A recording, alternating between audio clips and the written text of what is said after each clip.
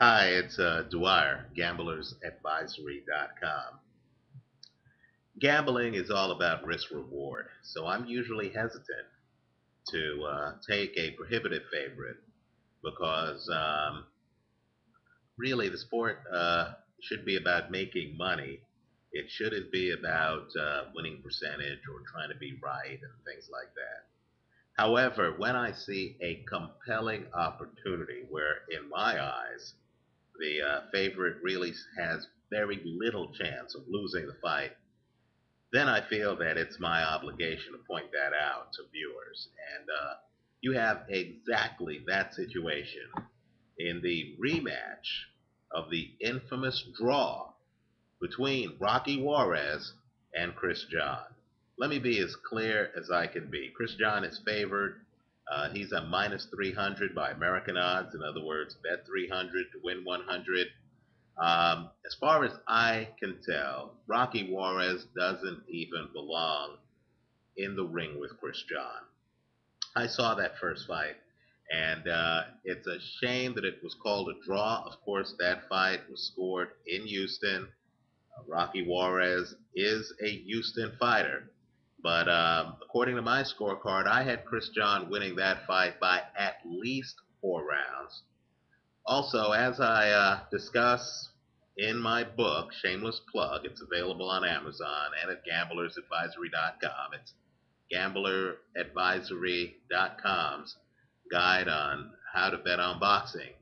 As I discuss, when a counterpuncher dominates the second half of the first fight, you want to always take that counterpuncher in the rematch because counterpunching is like safe cracking. Once they crack the code, once they figure out the angles of the other fighter's punches, where they're coming from, how they're setting them up, how they use their head, the spacing in the fight, their punch speed, once they figure out all that stuff, it's almost impossible to beat a skilled counterpuncher. And so Chris John is a skilled counterpuncher. I thought he dominated the second half of his fight against Rocky Juarez. I thought his dominance was becoming more pronounced over time. I expect him to pick up right where he left off. Rocky Juarez has shown nothing to me in fighting Chris John that would suggest that he has even a remote chance of winning this fight. And don't be fooled. I understand that size wise, at least according to official measurements, they're close. I believe both of them supposedly have a 69-inch reach. Well, understand that Chris John knows how to use length. He's kind of like Vitaly Klitschko. He has a jab, he knows how to work off of it, he knows how to use distance, kind of like Carl Froch, Vitaly Klitschko, and he can literally win the fight by staying outside. Rocky Juarez, on the other hand, has to put his head down, has to charge in, has to take some punishment, to dole out punishment. Rocky Juarez has had significant eye problems in the past because, of course, the way he fights, he leans in with his head, he takes a lot of shots to the face.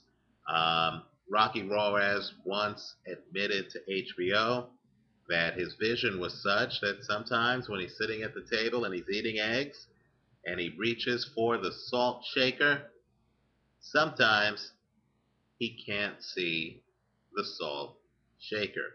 Now, he had surgery supposedly to correct that problem. Realistically, looking at his fights, I believe it's clear that Rocky Juarez's vision is not 100%. Boxers, whether it's Harry Greb, whether it's Joe Frazier, they're always hesitant to be upfront about very serious eye injuries. And I believe Rocky Juarez is no different. I think that style wise, Chris John is exactly the wrong kind of matchup for him because you have a guy with vision problems against a fighter who's a master at movement and distance. So Rocky Juarez is going to have to go find Chris John to land punches on him. And of course, as he tries to close that distance, he'll be getting hit with some of the sharpest counters in the sport. Let me just also point out, too, that we've heard a lot about Manny Pacquiao, who's fighting Miguel Cotto. We've heard a lot about Floyd Mayweather fighting Juan Manuel Marquez. Understand that Chris John, who is undefeated, has already beaten Juan Manuel Marquez. Cut through all the hype, Chris John really belongs on the same level with those fighters. I do not believe that American odds makers fully appreciate the fact that this guy is actually one of the most dominant fighters in the sport. And forget all of this PR, boxing, marketing nonsense where folks are saying that Juan Manuel Marquez got robbed when he went to Indonesia.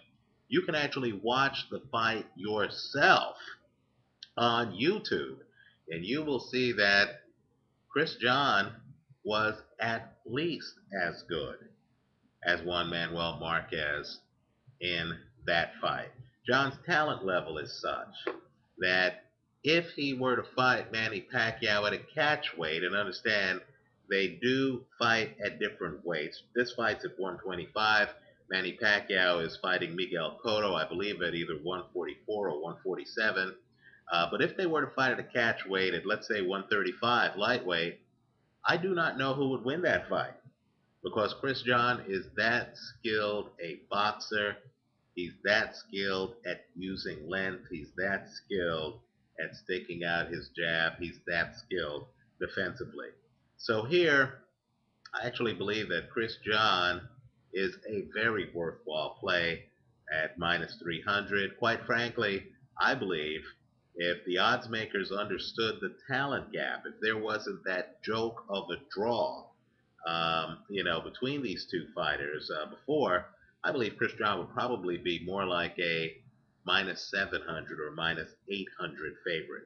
So I believe there's compelling value to be had by taking Chris John in this fight. Also, this fight is in Las Vegas. It is not in Houston.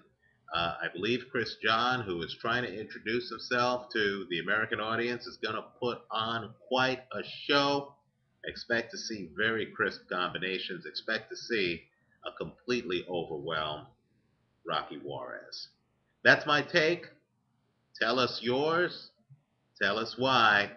Leave your take here for us, all of us, the people watching this video, the people commenting on this video on YouTube. Visit us at gamblersadvisory.com. And remember, as I always say, if I'm wrong, punish me in the ratings here on YouTube. But if I'm right, give me 5 stars. And let me just leave you with this. Look at the styles of the fighters. A counterpuncher who has his opponent timed, who has figured out his opponent, extremely, extremely hard to beat. That's why Juan Manuel Marquez, the pattern of his fights, is one where he starts slow and then he becomes increasingly dominant as the fight goes forward. That's the way it is with Chris John. He's going to pick up where he left off. Juarez is not Manny Pacquiao. Doesn't have his pop, doesn't have his hand speed, doesn't have his foot speed, just doesn't have what Pacquiao has. When a counterpuncher has figured out a slower fighter, then the fight's a mismatch. Good luck.